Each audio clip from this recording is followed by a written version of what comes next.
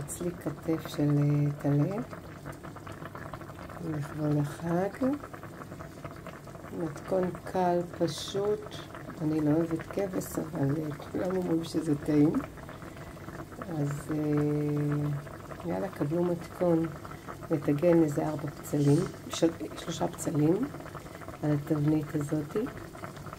להוסיף לזה קורקום, שזה קצת משכין. לטבול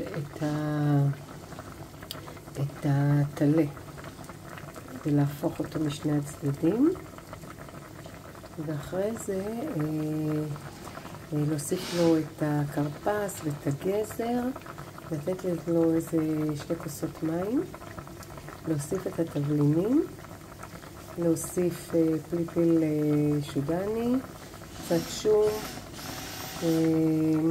קרפס קצוץ, ולהנמיך לחום בינוני.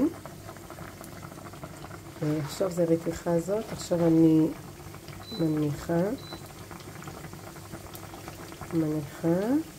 סוגרת.